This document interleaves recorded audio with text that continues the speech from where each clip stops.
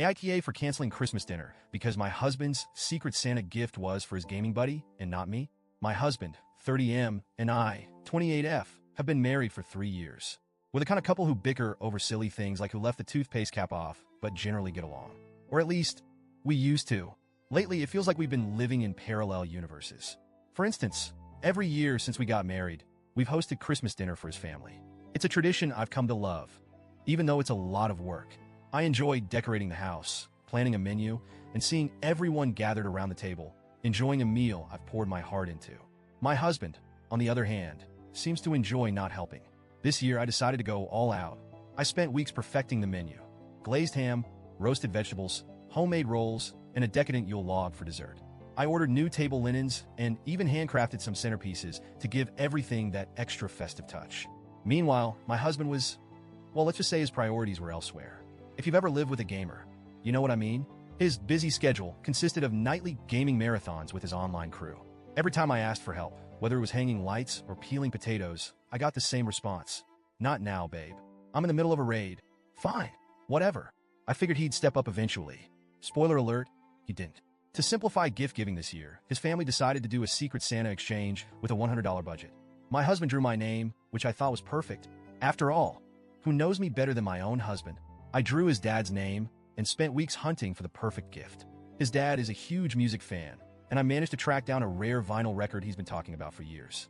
It wasn't easy, but seeing his reaction was going to be worth it. As Christmas approached, I was genuinely excited.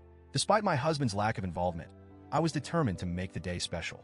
I imagined opening my gift from him and seeing something thoughtful, something that showed he really knew me. I should have known better. This morning, after spending hours in the kitchen prepping dinner, I decided to take a break and peek at the gifts under the tree. That's when I noticed a box addressed to the Warlord. If you're wondering who the Warlord is, join the club. He's one of my husband's online gaming buddies. They've been playing together for years, and while I've never met the guy, I've heard plenty about him. According to my husband, the Warlord is a legend, which I guess means he's really good at pretending to be a knight or whatever. Curious, I opened the gift. And yes, I know snooping isn't great, but at this point, I think you'll understand why I felt compelled to look. Inside was a custom-made gaming headset. Not just any headset, this thing was top of the line. Sleek, stylish, and engraved with the Warlord on the side. It must have cost at least $150. I stared at it, my stomach sinking. Surely this wasn't his Secret Santa gift for me. I checked the tag. It was addressed to the Warlord. That's when it hit me. My husband spent more time and money on a gift for his gaming buddy than on me, his wife. Heart-pounding, I found the gift he got for me. It was a small box with my name on it. Inside, a $20 candle. Not even a fancy candle. Just one of those generic, mass-produced ones with a label that read Cozy Winter Nights. I'm not even a candle person. I don't think I've ever felt so dismissed. I marched into the living room, holding the headset in one hand and the candle in the other. Care to explain this? I asked. He glanced at me, then back at his screen. What's the problem? The problem, I said, voice shaking, is that you spent more on your gaming buddy than on your wife. And not just more, thoughtfully more. This headset is engraved. Meanwhile, you got me a candle. A candle. He laughed. He actually laughed. Babe, it's just Secret Santa, he said. It's not a big deal. Besides, the Warlord and I have been gaming together for years. You wouldn't get it? That was his excuse. That was all he had to say. I stood there, stunned. The man who promised to love and cherish me couldn't even muster up an apology. Instead, he made me feel like I was the one overreacting. I walked back to the kitchen, my hands shaking with anger. I didn't know what else to do, so I started packing up the food.